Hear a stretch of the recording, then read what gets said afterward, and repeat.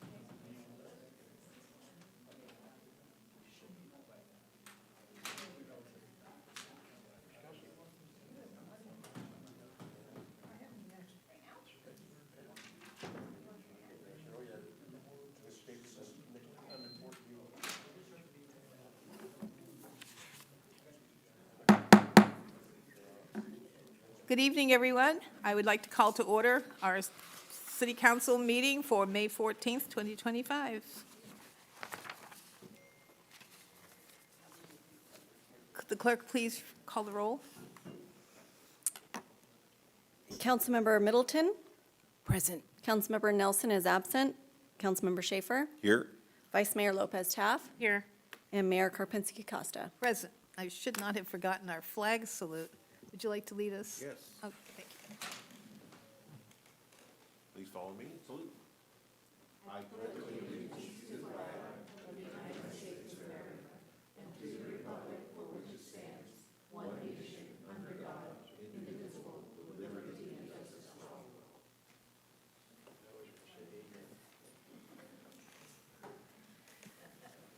Okay. And we have a video statement, I think, is next. This meeting of the Citrus Heights City Council is live and recorded with closed captioning.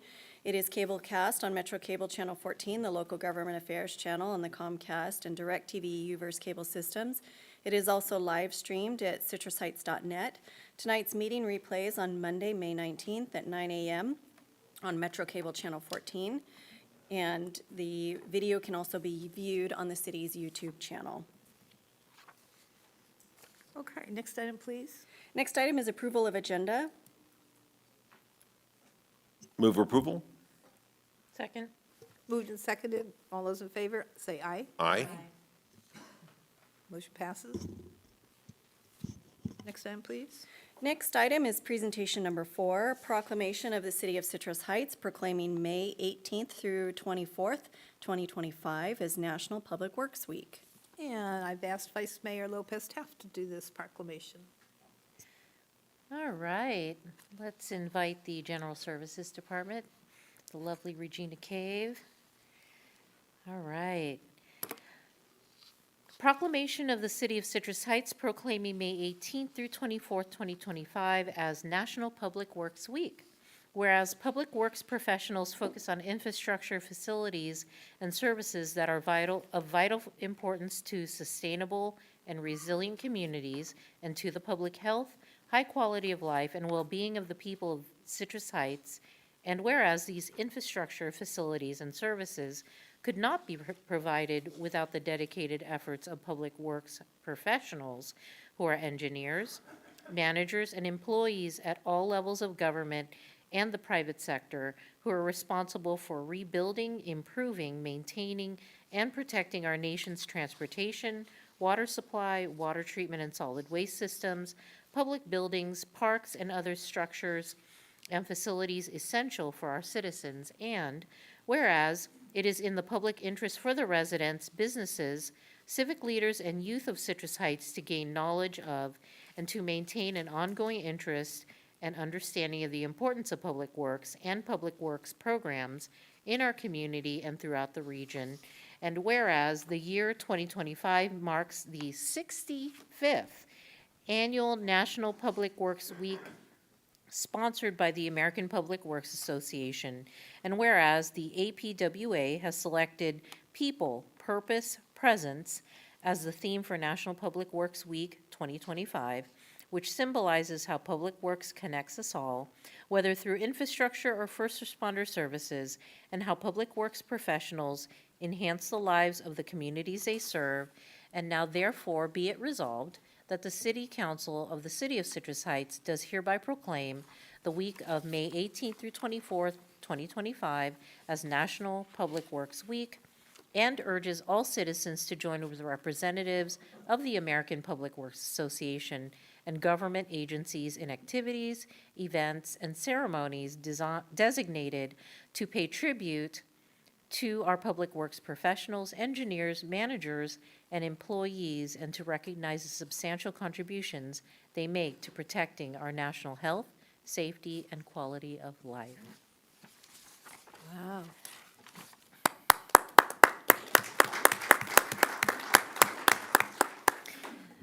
So Regina, we've had an amazing event. We had an amazing event last week.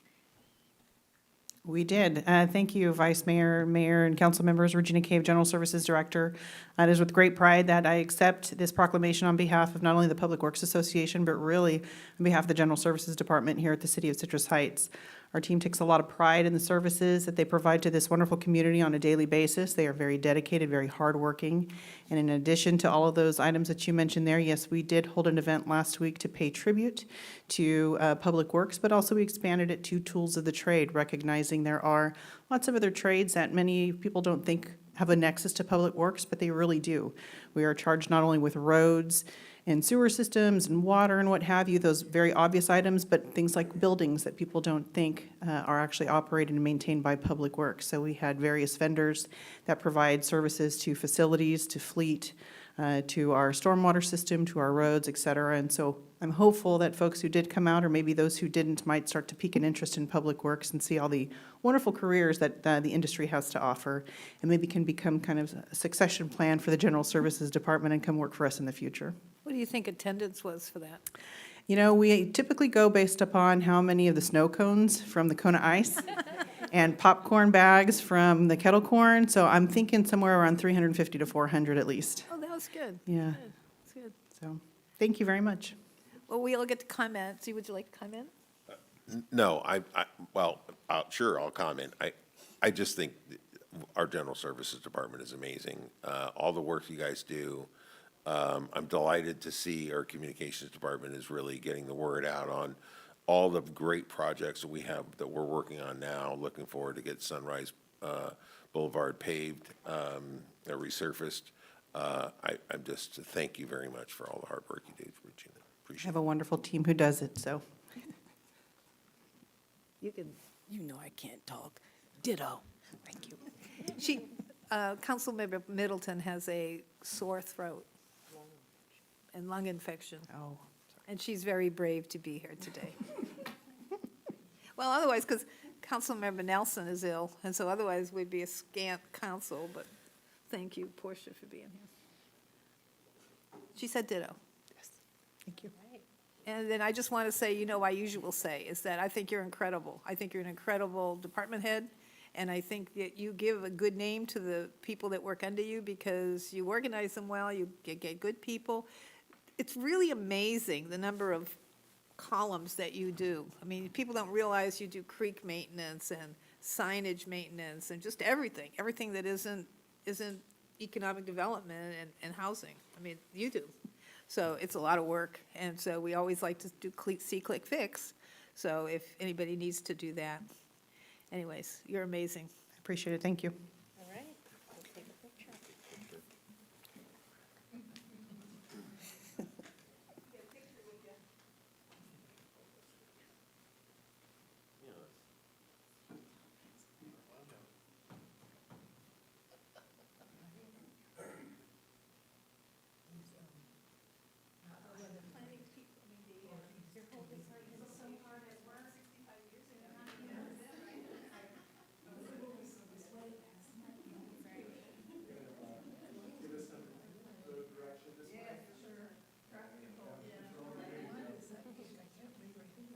1, 2, 3. 1, 2, 3.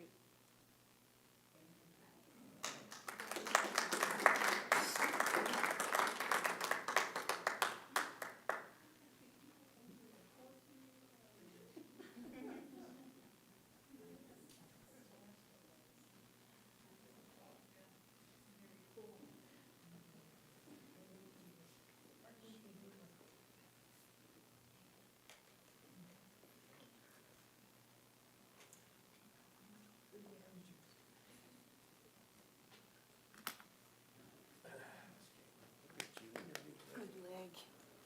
Got one good leg. Next item, please. The next item is presentation number 5, Proclamation of the City of Citrus Heights proclaiming May 11th through 17th, 2025 as National Police Week. Great. So can I read the proclamation, and then I'll give you an opportunity to speak? All right, thanks for coming to the podium. I didn't even have to ask for it. So proclamation of the City of Citrus Heights proclaiming May 11th through the 17th, 2025 as National Police Week. Whereas in 1962, President Kennedy proclaimed May 15th as National Peace Officers Memorial Day, and the calendar week in which May 15th falls as National Police Week. Established by a joint resolution of Congress in 1962, National Police Week pays special recognition to those law enforcement officers who have lost their lives in the line of duty and for the safety and protection of others. And from the beginning of this nation, our law enforcement officers have played a vital role in safeguarding the rights and freedoms which are guaranteed by the Constitution in protecting the lives and property of our citizens. And policing in the United States is a noble profession. They have tremendous responsibilities, perilous challenges, and a great importance to American society. The actions of any police professional in an instant can change lives and influence individuals in impactful ways. And it's important our citizens know and understand the challenges, duties, and responsibilities of their police department and the necessity for working together with them in maintaining law and order. And it is fitting and proper that we express our gratitude, dedication of service, for the dedication of service and courageous deeds our law enforcement officers and for the contributions they have made to security and the well-being of all of our people. And now therefore be it resolved, the City Council of the City of Citrus Heights does hereby proclaim May 15th, 2025 as National Police Officers Memorial Day, and the week of May 11th through 17th, 2025 declared as National Police Week, in honor of all the police officers who their courageous deeds have served communities across the country. Good evening, Madam Mayor, Vice Mayor, and members of the council. My name is William Dunning, your Special Operations Lieutenant. It is a great honor to accept this proclamation on behalf of our department as we gather to observe National Police Week. National Police Week is a time we come together as a community, a nation, and a family to honor the courage, service, and sacrifice of our law enforcement officers. This week is more than just recognition of uniforms and badges. It is a time that we remember the brave men and women who chose to run towards danger while others ran away, to honor those who stood as guardians of peace, protectors of our neighborhoods, and champions of justice. This week we pause to remember those who our profession has lost, the officers who gave their lives in the line of duty. Their service reminds us that freedom, safety, and justice often come with a heavy price. To those who continue to wear the badge, your commitment, your resilience, your willingness to serve, often under great pressure and risk, do not go unnoticed. You wake up every day with the intent to make someone else's day safer. This is noble and something worth honoring. As we reflect during National Police Week, may we continue our commitment to supporting our officers, building an even stronger relationship between law enforcement and our community, and always remember the brave souls who lay down their life for the safety of others. Thank you.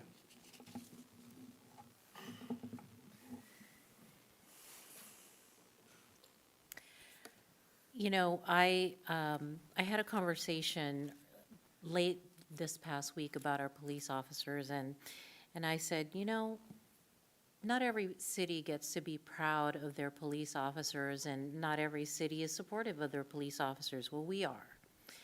And I believe the cops who represent Citrus Heights PD are top-notch.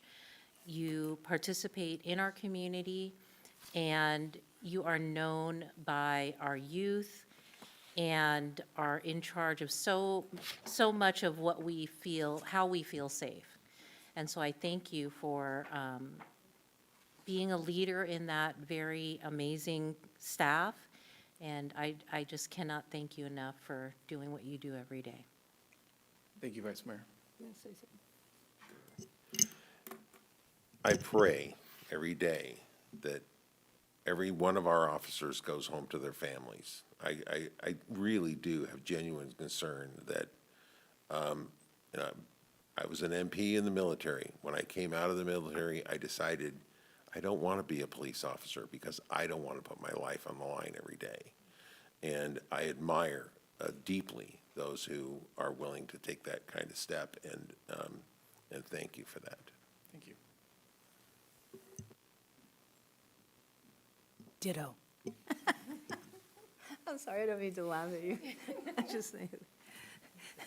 And finally, I did not know we had a police week, and I'm just glad to see we do. And I'm thinking next year we ought to do a little more than a proclamation, and maybe have a little get-together with our police prior to the council meeting where we can meet more police and shake their hands. We love our police department. This has been clear since 2005 when we first started it.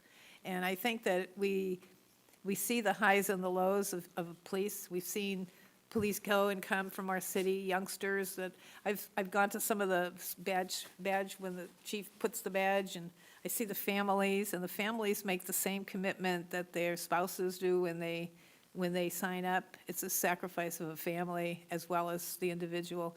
And I just am always looking at the families, think, you guys don't know what you're getting into. You know, this is like, we have some criminals in our city, and you're really fast at getting them. So we appreciate all the efforts you get and the risks that you take, and we support you 100% in your job. So if there's anything, we always do say, whatever your police department needs, we're here for you. So Thank you, Madam Mayor.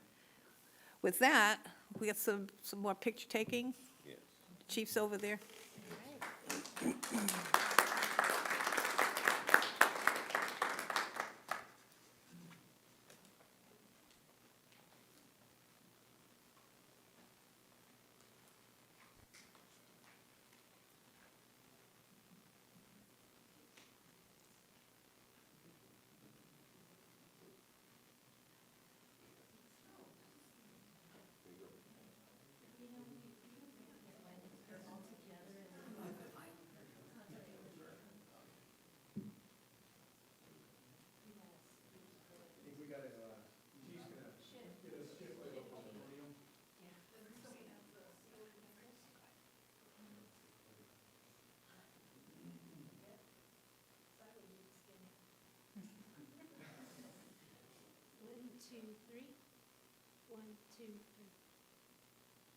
One more.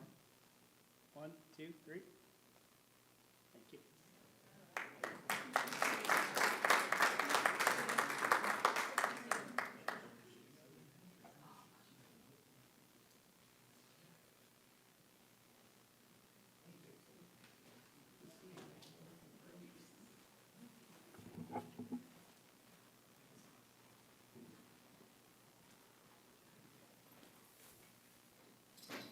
Be nice to have like a little reception for the police. Yeah, I think that's a great Ahead of- idea. Very good idea. I'm sure. Okay. Our next item, please. Our next item is public comment, and if you wish to address the council during the meeting, please fill out a speaker sheet and give it to the city clerk. When you're called upon to speak, step forward to the podium and state your name for the record. Speakers are limited to 5 minutes each, and the mayor has the discretion to adjust the allotted time. There is a countdown display that will flash red at the end of the allotted time. Consistent with the Brown Act, the council is prohibited from engaging in a discussion or taking action on any item not appearing on the agenda. And Mayor, I do have one speaker sheet from the audience, and then I do have one public comment to read. Okay. So I'll call Alfred Sanchez.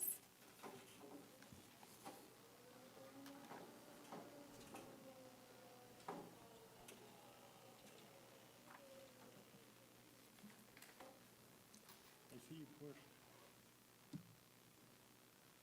Hate this because I always got to look over there. I can't hear you. Say, I hate this because I always have to look over there to see Portia. My name's, hello, council members. My name is Alfred Sanchez, and I'm actually here today to say some very nice things about some of you, believe it or not.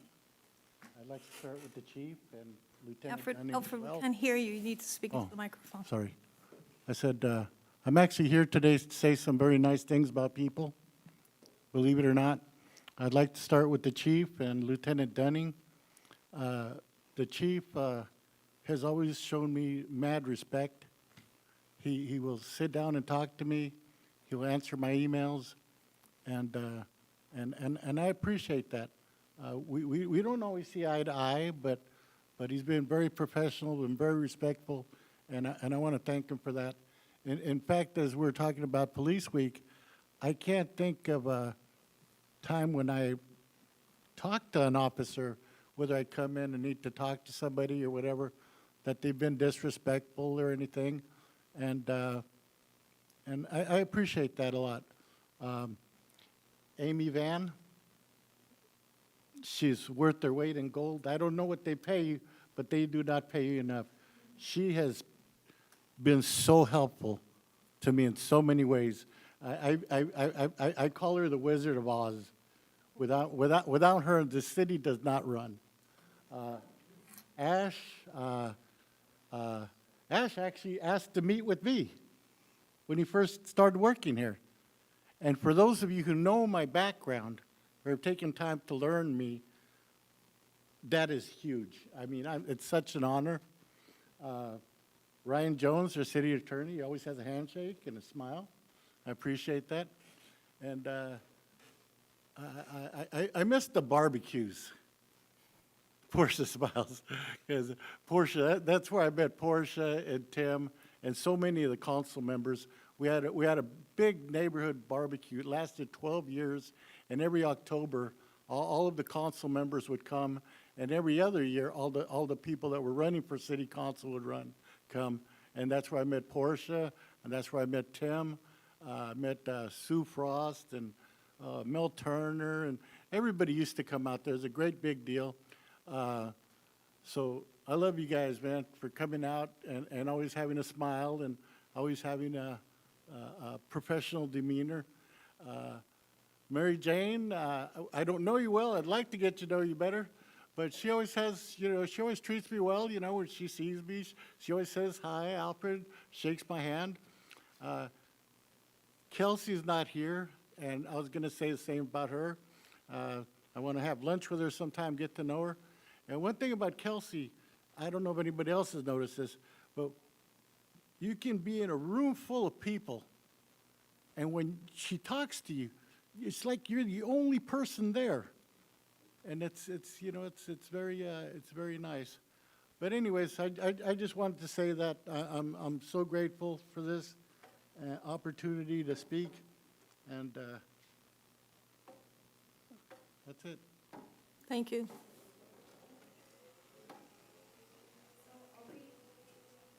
I will read the comment. I didn't know if the individual was going to be in attendance tonight, but Lisa Crouchley, her statement is over 250 words, so I'll just read a portion of it and we'll provide the full statement to the city council.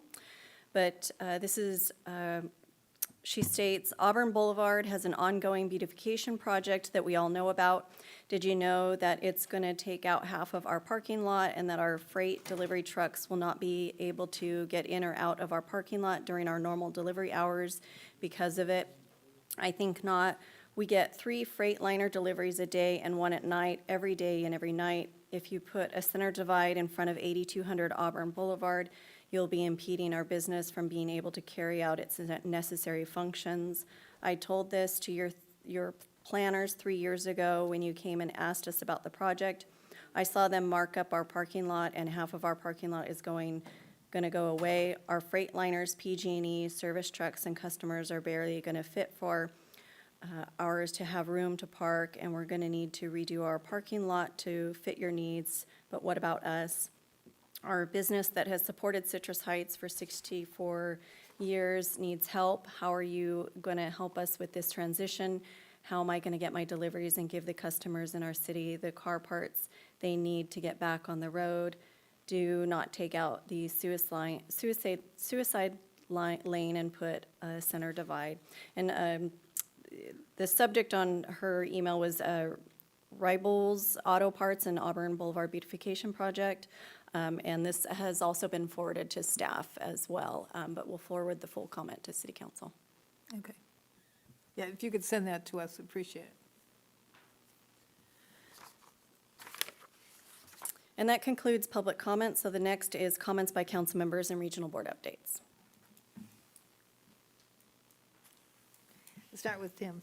All right. So, let's see, our last council meeting was on the 23rd. Oh, Councilmember Schaefer, could you turn on your microphone? Thank you. Our last council meeting was on the 23rd. And then at a SAC-RT board meeting. So every year we go to Washington DC to talk to our legislators. And so we have several meetings working up to that, to making sure that our points are well organized and we can convey them carefully. So we have a lot of meetings around that. And then on the, okay, so that was it. I had a meeting with our Assemblyman Josh Hoover on the Friday. And then on Saturday, we had the SVMA Manufacturing Challenge here at the Event Center. Hugely successful. We had 120 kids, 7 kids register. We had 65 actually show up. We gave out $18,000 in prizes, and all different kinds of things, scholarships, cash. Really want to see these kids really be successful, and many of them have very strong entrepreneurial spirits. A guy that won, so this is a tic-tac-toe challenge, and everybody understands how to play tic-tac-toe, and this is a how do you make this fun and interesting all over again. So some kids had 3D, we had arts, we had prizes for most artistic. We actually had someone from Folsom High School win for a Braille. And think about tic-tac-toe and Braille. That is, so that was a design, she won for best design. So anyhow, that was really, really fun and interesting. And then on Monday, the 28th, I had a SAC-RT board meeting, really making safety priority on SAC-RT. So we took a few really important measures to improve safety on SAC-RT. And then we had going to cap, we had, I met with Ami Berra. That was great in his office, and he had some very insightful comments about looking at rethinking transit and how we look at how people are moving around today. And I was very delighted to hear him talk about that. We also met with Kevin Kiley. Certainly my agenda was all around economic development and specifically supporting manufacturing. So it seems like all of our legislators were on the same page as far as supporting manufacturing. On Tuesday, the 6th, I had a White House appointment. This is a business office with Christine Glassner. She's a special assistant to the president in intergovernmental affairs, where we talked about the need for improved service from light rail perspective. Then on Monday the 12th, I had a SACOG meeting that we talked about more what the other teams did at R&D, or sorry, at Cap to Cap. And then we're up to date. That's it for me. I probably skipped something, probably missed something I always do. Councilmember Middleton, do you have anything to report? Oh, yeah, but Amy has my comments. Amy has your, do you have hers? Yes, Councilmember Middleton has provided me her comments that we will incorporate into the minutes for the record. Can you read those? Do you have them in front of you? I do have them in front of me. If you'd like me to read them, I can certainly read them. Should you read them? That's fine. Go ahead. So first is Cap to Cap 2025 Public Safety Committee update. So this is Councilmember Portia Middleton's comments. Last week, I had the opportunity to participate in the 2025 Cap to Cap program as a member of the Public Safety Committee, where we met with members of Congress and federal agencies to advocate for enhanced public safety resources for our region. Our focus was on 3 key issue areas. 1, regional federal programs. We urged Congress to fully fund programs that support our first responders and strengthen emergency preparedness, including AFG and SAFER grants for fire equipment hiring and training, a COPS hiring program to expand our law enforcement capacity, mobile crisis response teams to address mental health emergencies, urban search and rescue and homeland security programs that protect both rural and urban communities. These programs directly impact our local ability to respond to disasters, address fentanyl, and improve community safety. Amy, you can stop there. It's very detailed comments. It's not Okay, well- fair to make you read all that. Are you I didn't sure? realize it was your Cap to Cap trip, but that's nice to know that she did all that. Yeah. Sure. Well, we'll include it as attachment with the minutes. Okay. Okay. Okay, thank you. Vice Mayor Wolpist-Taft. All right, immediately after our last meeting, I attended the library board meeting, and it's budget time again.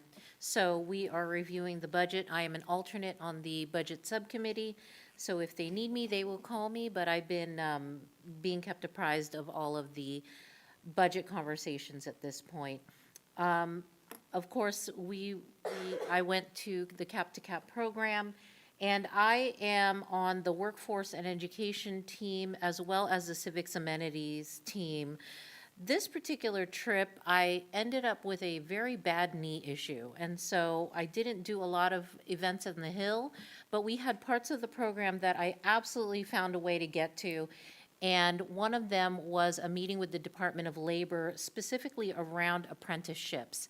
And that is very exciting for me, because how do you grow a workforce without apprenticeships for certain industries?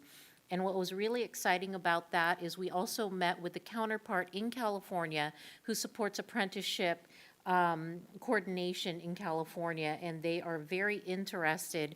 The president on his goals has 1 million apprenticeships. And so whenever there is a presidential goal, usually there are federal dollars that will follow. And they are looking at this region to be organized and be able to be granted those monies in order to develop the infrastructure to support apprentices to be matched with apprenticeships. And so that was very, very exciting. I also participated in several policy briefings. The secondary team that I had was civic amenities. And with that particular briefing, we had one that hosted a panel of speakers from their business district that they had been trying to build. And of course, with our ongoing conversations of what to do for our Sunrise Tomorrow plan, it was really interesting to hear how they revitalized a particular area, and they invited their business improvement district and those who were involved in revitalizing that particular area that happened to be a transit stop. And so it was very interesting to hear about all the different mechanisms they use to revitalize and keep it revitalized, and to keep the businesses networked with each other. That's what I came away really seeing the value in that. And I also attended an FBI briefing. That was really interesting. The city manager and I sat in on that. While it was not well-attended, the information that was shared was really interesting regarding trade and tariffs and what does that look like. And then I attended another policy briefing specifically on tariffs and trade and the economic outlook from the U.S. Chamber of Commerce from the business perspective. And their perspective was that it is so far a wait and see. They don't really know how tariffs are going to affect trade and ultimately our streets and small businesses, but they are cautiously optimistic is what I got from the entire presentation. And so I really felt that what I was able to attend was very, very helpful and informative. I also enjoyed a great Mother's Day, so all the mothers that are part of our community, you know, hats off to you. We know it's hard work, and I hope you enjoyed your Mother's Day as well. Thank you, Mary Jane. I did not go to Cap. I was the designated survivor. So I'm, okay, hang on, let's see. So the last council meeting was April 23rd. On the 24th, Councilmember Schaefer and I attended a 2x2 school board meeting with the two members of the school board. We met at Sylvan Middle School and got a briefing on some of the things. And personally, we got to, I'm offended to see 6th or 7th graders dissecting rats. I think that it's unnecessary, but so I have not written my letter yet to the principal, but I'm not sure about that. I did go to the manufacturers' tic-tac-toe event, and I got there a little late, so I didn't get to see everybody's, but I got to see the first 2 or 3 rows of people. Incredible. Some of the kids just come forth with just ideas, and they're so happy to show them to you and play tic-tac-toe with you. So it must have been a tough decision on some of it.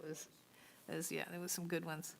I went on the 28th to the Area 10 SOAR meeting, and we had Lieutenant Dunning give a lowdown on the POP officers, and a representative from SMUD came and talked about what supposedly is a small % increase in your SMUD bill, that they hit you a little bit at a time so you don't see it all at one time, but the SMUD is going up. My favorite thing I did was on May 1st, the Historical Society put on a presentation here on the anniversary of the Roseville bombs that went off at the Roseville Rail Yard. And it was an incredible presentation. I mean, not just their president, Larry Fritz, had original KCRA newscasts, photographs of the original areas, just incredible. And then, to top it off, we had people in the audience who were there. One lady still has a bomb in her yard.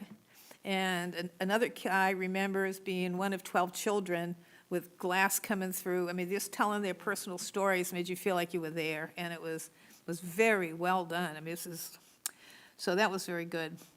And then on the 2nd, I delivered a certificate of recognition for the new mathnasium in Citrus Heights, the one that's down next to Yogurt and Dos Coyotes. It's a math tutoring they're going to do math tutoring for students. It's a franchise. There's one that was the one that joined the chamber is in Roseville. But then, so they're all separate. They're little franchises, mathnasium. Let's see, wait a minute. On the 5th, I did Monday with the mayor. We're still not, people need to know that on Mondays from 9 to noon, I sit in City Hall, and if anybody has something they need to talk about or something they don't feel they're getting direct contact from someone at the city, usually we try to get it right done then and there and see to it. So if it's convenient for you, otherwise I'll, let me know, call the front desk and they'll make an appointment or a phone call appointment or in-person appointment, whatever people need that they feel like they need to talk to somebody. On the 7th, I went to LAFCO because the GALT representative was at Cap to Cap. I was the alternate. I got to be, and I did vote to approve the SOI, the sphere of influence, it's actually an amendment, sphere of influence, and approve the, what do you call it, the EIR for a 472 parcel up by the airport, which is on the news, contentious, people being nasty on their way out the door, swearing at us and whatever. So it was, I take a beating every now and then when you sit up here. So it was a tough decision, but it was a rational one. We'll see where it goes, because now the ball is in the court of the city of Sacramento to do the annexation. So a sphere of influence is the first thing you do before you annex a splotch. And they're kind of, it's in a farmland which has known swains and hawk nests. So that's going to be the issue, I think. Then I went to, on the 8th, I went to the Spirit of San Juan Awards with Councilmember Nelson was there, Vice Mayor Lopez Taft was there, and it's an award where the school, the San Juan District gives away awards. I think there were 6 awardees, and I gave little presentations to each one. They had representatives from Hoover, Nilo. Rodriguez was not there. I know Sue Frost would have been there in person. I was kind of disappointed that Rodriguez. And we only had 2 school board members, 3 city council members, 2 school board members, Tanya and Kravchuk and Pam Costa. And that was it. So I would have thought that more school board members would have been there. So that was a little disappointing. For the turnout of the friends and family of the awardees, one of the awardees was our Lycan teacher from Citrus Heights. So I would have thought that Citrus Heights would have had more. And then my favorite thing I did, besides going to the Bombs Away presentation, was yoga in the park was on the 10th. The guy who ran it thinks there were about 300 to 350 people there. City manager came, Megan Huber came, and we lay down on the mat, did some meditation, I'm kind of old for some of those yoga positions, but it was a lot of fun, and it was just definitely the city gave the organization the funds to put this on over at Van Maren Park. It was from 4 p.m. to 8 p.m. It was very culturally enlightening as well. So it was really, what a good event, great event. And that was good. I had a sewer briefing on the 13th, and this morning, and we had a meeting. We're starting to do some budget hearings here at the city, so the city finance staff and the city manager sits with council members and goes over. So before we actually get the budget out here, we can do some little hashing in the back room. So we're doing some budget meetings. And then I had a sewer briefing, and then today was my sewer meeting. I don't have a mosquito meeting until next week, but I will tell you that this is the 2nd week for West Nile monitoring, and one little crow in Sunnyvale didn't make it. He got West Nile. So far, no human cases, but we'll be getting updates on West Nile as we move along. As for sewer, the announcement I have is that I know this Saturday is the big day of giving, big day of service. That's we had giving, now it's service. But also, if you are not into doing service as a volunteer, we have Walk on the Wild Side is in the Walk on the Wild Side is an annual event put on by the sewer district. It's down by Consumnes River. Walk on Wild Side is WOW, wow. Okay, so wow, you go to SAC Sewer, SACSEWER.com/wow to get the event directions. It's from 10 a.m. to 4 p.m. That they have a little listing of events that are going to be happening, and dozens of environmental and conservation exhibits. Music by Silly Little Mama, puppet shows by Pop and Go. Kids Zone packed with games. Sounds like a great place to go on Saturday if you are not going to be volunteering for the big day of service. And that's all I have. That's it. Next. Next item is consent calendar. We have item 6 is the approval of minutes. Item 7 is the quarterly treasurer's report. Item 8 is amendment to on-call median fence repair services for Auburn Boulevard at Greenback Lane. Item 9, Creek Erosion and Bridge Scour Protection Project Award of Professional Engineering Services Agreement. And item 10, Police Department Emergency Communications Center Remodel Award of Contract. Does anyone wish to pull out an article for separate voter discussion? Move approval. Moved by Councilmember Schaefer, Second.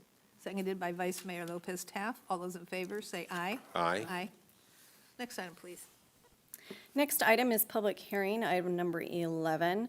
The subject is 2024 Edward Byrne Memorial Justice Assistance Grant, JAG, funding. The recommendation is to adopt a resolution accepting 2024 Edward Byrne Memorial Justice Assistant Grant, JAG, funds in accordance with state requirements.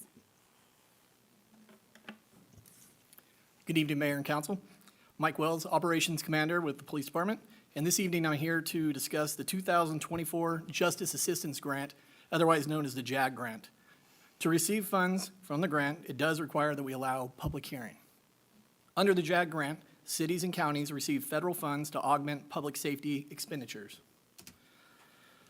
The funds awarded from this grant must be used for law enforcement activities to include equipment needs. Our police department was awarded $21,318 for the 2024 JAG grant, which must be expended by September 30th. The police department is requesting to strategically use these grant funds to support the department's equipment and training initiatives.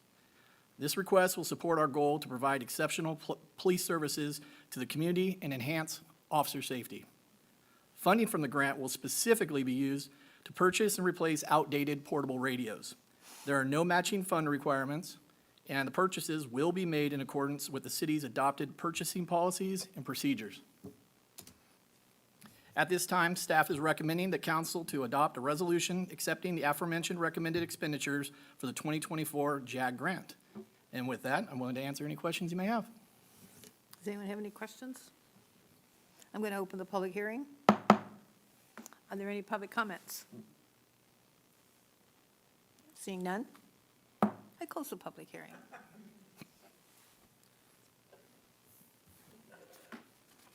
Entertain a motion. Move approval. Second. Moved and seconded. All those in favor say aye. Aye. Is that it? We did it? Yes. Okay, we're done. Thank you. Thank you very much. That was a tough one. Very controversial. That's why all these people are here for that. Yeah. So the next item is regular calendar, item number 12. The subject is a memorandum of understanding with Sacramento Transportation Authority regarding coordination of the State Transportation Improvement Program funding applications for Sacramento County. And the recommendation is to adopt a resolution authorizing the city manager to execute an MOU with the STA and member agencies regarding coordination of state transportation improvement program funding applications and communication on the federal funding program. Good evening, Mayor, Vice Mayor, and City Council members. I don't necessarily have a presentation this evening on this item, but we'll be glad to entertain any inquiries or questions that you may have. So for the purpose of the public, as well as some education for the council, this item requests authorization to execute a memorandum of understanding with the Sacramento Transportation Authority for the SACOG STIP program. Now, the Sacramento Transportation Authority is responsible for administering the half-cent sales tax here in the Sacramento County, which Citrus Heights, along with all of the other incorporated cities and unincorporated county, are part of that benefit. SACOG, which is the Sacramento Area Council of Governments, is responsible for being the MPO, or the Metropolitan Planning Organization, for the 6-county region, which includes Sacramento County region. And this MOU is the culmination of about 7 years' worth of efforts that Citrus Heights, as well as all the other agencies in Sacramento County, have put forth to try to influence some change with SACOG for the STIP program. STIP funds do come to SACOG and historically have been part of a grant or a competitive grant program. Looking at Placer County and El Dorado County, historically they have received their allocations directly and have been able to rely on those funds that would come to their agencies and be able to have some assurance that they would have a set amount of funds coming every cycle, in addition to the other program funds that they are allowed to compete against. So for several years now, we've been working to try to figure out how we could have the STIP funding separated from the other federal funding that comes from SACOG and be able to receive an actual allocation that we can rely on. So this MOU allows all of the agencies within Sacramento County, including the unincorporated, to receive our allocation, which altogether for non-transit programs, so this would be essentially your complete streets types of projects, we would have over 22 million in this 2-year cycle. Now, the MOU also allows us some flexibility where we could barter or allow loaning to another agency that is included in that MOU for this round, this upcoming round, which was the 27, 28, 29 cycle. And then when the next cycle comes after that, the other 2-year cycle, we would get our allocation for that term, as well as the 1.1 million that's identified within this current cycle. So we would be able to utilize those funds much more efficiently. As you know, complete streets projects are very expensive, and to put forth a project or come up with something to utilize that $1.1 million, we really don't get as big of a bang for our buck. So the intent is, this was very strategic, that we enter into this MOU. We will also execute a subsequent MOU with City of Sacramento to loan them our $1.1 million allocation to put forth towards one of their larger projects. And then in the near future, when we come back for our San Juan Phase 2 project, we will be able to have 2 cycles worth of STIP funding, in addition to still applying for some other competitive grant programs through SACOG. Well, you can blame me for putting this on the general calendar instead of on consent, because I have questions. So my first question is, the way, and I understood the staff report, and if I read the resolution, it even makes it really clear. So the state provides, funding from the state funds, and that goes to SACOG. That is correct. I'm just trying to figure out where STA, sometimes I'm the smartest person in the room, and other times I am the dumbest. And this one, I do not understand, and I sat on STA for a year. I still don't understand the role of STA in the distribution of state funds. I thought they only were formed to do something with the Measure A sales tax. So it is correct that the Sacramento Transportation Authority, their primary responsibility is administering the half-cent sales tax, the Measure A here in the region. But they are also a partner as part of our transportation planning and coordination within the Sacramento region. As I mentioned earlier, back in about 2019, with our partners at the STA, along with unincorporated Sacramento County and all of the agencies, we all got together and looked. You say, wait a minute, you say partners, it was got to do with the sales tax? No, this has nothing to do with the sales tax. It was What more made of, them a partner when they would just form to administer a sales tax? because we also look to see how we can leverage some of the federal and state money that comes to the region to best serve the Sacramento region And that itself. doesn't go through SACOG? Well, it still goes through SACOG, but SACOG also looks through a lot of their funding through the paradigm of, they have 6 counties that they're responsible for and trying to achieve equity amongst all of the counties and all the incorporated cities. They have to look at the broader scheme of 6 counties and all the cities, whereas Sacramento Transportation Authority looks more at what can we do best to get as much money just for our unincorporated Sacramento County and all the cities within Sacramento County. So that's why they've been part of this partnership. And Who set the vehicle, the lane miles and the population as the criteria for the dollar amount? the agencies within within the STA region, so Citrus Heights, Galt, Rancho, Elk Grove, we all agree that the best way to approach this would be to look at it through the 75% population, 25% maintained mileage, instead of trying to figure out some other formula which may or may not provide equity to all of the agencies. Okay. I don't have a problem with the MOU. I just don't understand why STA has got their finger in the pie. Essentially, somebody has to do it, and we Does the didn't. money go to their bank? No, it does Before not. it's distributed to us? It does not. Who holds the cash that's distributed that comes in? It's actually still through the feds and through Caltrans. So all this is just simple paperwork when it comes down to it, and we have to submit allocation for our funding. We still have to go through the CTC, which is the California Okay, Transportation then they transfer it to Commission. the jurisdiction as you do the project. Well, yeah, as we do the project, we submit reimbursement through Caltrans. Okay. Any other questions? Questions? I just don't see the point of STA, but I understand the MOU.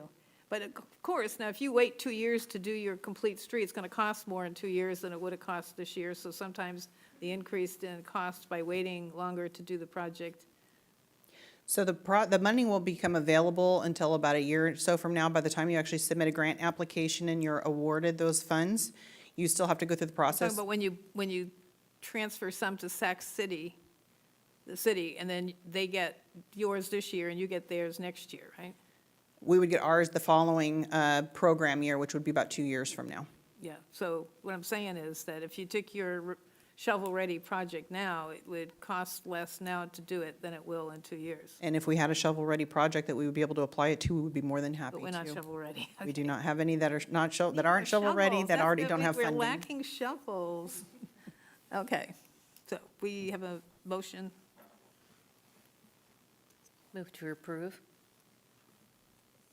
A second? All those in favor say aye. Aye.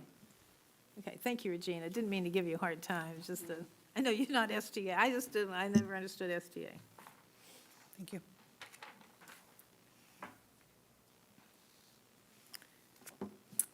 Next. Our next item is regular calendar, item number 13. The subject is ordinance making administrative amendments to the Municipal Code, Chapter 22, Businesses, Article 4, Short-Term Rental Business License, Section 22-453. And the recommendation is to introduce for first reading and read by title only and waive the full reading of an ordinance amending the Citrus Heights Municipal Code, Chapter 22. And it recently came to staff's attention that there was a typographical error in the Citrus Heights Municipal Code, Chapter 22, Business Licenses related to short-term rentals. And it was specifically, the eligibility date was incorrectly listed as January 1st, 2021 in Section 2022, which conflicted with Section 106 of the zoning code. So it should state January 1st, 2020, and so that is the typographical error that we are correcting and are presenting to council tonight. Any questions? Move approval. Second. Moved by Schaefer, seconded by Lopez Taff. All those in favor, say aye. Aye. Okay, moving along. The next item is department reports, and there are none. Next item is city manager items. Well, good evening, Madam Mayor, Madam Vice Mayor, members of the council. Ash Finney, your city manager. I do have a few updates for you. We had an extended city council meeting at the last meeting, and so we didn't get through a few of these city manager updates at that time. So we have a number of them here. Okay. So since it's early, you can go for it. All right, terrific. If you get tired, of course, serve at your pleasure. You can cut me off anytime. Chip-in Day. We had a fantastic volunteer event. Just want to express gratitude to all our volunteers that turned out for this, as well as our staff team and Armando Velasquez, who really organizes and kind of is the heart and soul here on the staff side of these volunteer events. So this one involved sprucing up the police department landscaping with some chips, wood chips, and you can see a great turnout, and boy, a lot happens when you have many hands. It makes light work, so thank you for all those who participated, and it was on Earth Day. Tree City USA for the 7th year. So Citrus Heights is recognized for our tree canopy and the investment that the city council and the community puts into a healthy tree canopy. So it's fantastic that we've been recognized this for the 7th year in a row, and it helps keep our city beautiful, sustainable, and full of life. A big day of service that was talked about earlier, but that's coming up Saturday, May 17th. So if you have not signed up for a big day service event, there's still time. We have this QR code here. We have information on our website, and there's information too on bigdayofservice.us. Public Service Recognition Week. We can see a mayor signed a proclamation that recognized public service, and that was held from May 4th through 10th. That commemorated the work city employees perform every day to keep the community vibrant, running, and thriving, and just appreciate all the work that's done in improving the quality of life for our residents and businesses, and appreciated the mayor signing this proclamation on behalf of the council. And of course, our team. Hey, you may have received one of these in your mailboxes. Put it on your fridge. It's great to remember the dates. I know I've got one on my fridge. But we have all of our terrific events that the city council has approved and our staff is excited to host. We just talked about Tools of the Trade. City Scoop series is coming up, Stars and Stripes, Chip-in Day, we have another one. If you weren't able to make the one we just held in April, we've got another one in October. We have a spring and fall event, State of the City. Hear our mayor address the city and everything that's happened over the course of the year. And of course, our holiday tree lighting. We also have some other events down at the bottom. And then on the back of the flyer too, we have some information about our POP team, some of the roadway projects that we have, as well as other items. So if you haven't had a chance to take a look at it, I encourage people to do so. And then talking about shovel-ready projects, Sunrise Boulevard resurfacing. This has been in the news, and this is really part of the city council's 3-year pavement strategy. We're seeing that really come to light. We have Sunrise Boulevard that's going to be resurfaced from Madison up to Greenback. That work is really starting, and you're going to continue to see that happen over the course of the next month and a half. As I mentioned, we had press release. We've been working with our businesses to make sure that they have the word out. It's primarily night work. There will be minimal impacts during the day. There will be a flashing signal at some point towards the end of the project, but the good news is at the end of it, we'll have a resurfaced Sunrise Boulevard for the first time since cityhood or before then. So appreciate Director Cave and her team in their efforts to make this happen. Appreciate the city council's support of our pavement strategies around infrastructure too. And then Auburn Boulevard Phase 2. We have rolled out a shop local marketing campaign there. There's been some work done with our businesses to make sure that we're going to be highlighting those businesses, as well as some videos that are featured. So look out for this. The businesses are open as we're beautifying Auburn Boulevard. We want those businesses supported. So your staff team has been working to ensure that we're getting the word out on that. And if you're watching tonight, plenty of great businesses in the Auburn Boulevard area. I know I've been frequenting them and enjoy them, and so we encourage others to too. So we'll have more on this. And that concludes my updates. I have a question. So no family fun day this year. Did we were going to think of some sort of a smaller event. Have we got something for that? Yeah, Director Cave is going to be sharing some information with the council on that here shortly. Okay, so I just wondered on the dates, when we're saying save the dates, if you had a date in mind, let us know soon so that we could get it in our calendars. Yeah, absolutely. We'll be talking more with the council about dates and then some ideas around that here Okay. probably within the next month. Okay, good. Any questions for the city manager? What's the next item? Next item is items requested by council members or future agenda items. Anyone have requests or future agenda items? Tim, anything? Nope. Nope? We're good? So we're going to go to closed session. So I don't adjourn this and go to closed, we just go to closed? Correct. You do see if there's any public comment on the item included. Okay, is there any public comment that you got for the closed session? No, I have not received any. Well, who's to comment when it just says anticipate litigation? It's very rare to have a comment going into closed session, but you do legally have to ask. Okay. I mean, if it said who we were suing, then maybe we don't even know if we are, so it doesn't even, nothing to comment. Are we suing anybody or somebody? No, suing us? that We was don't know. anticipated. It's anticipated. That's the difference between ongoing and anticipated. Okay. So we come back and report at the end of the closed session.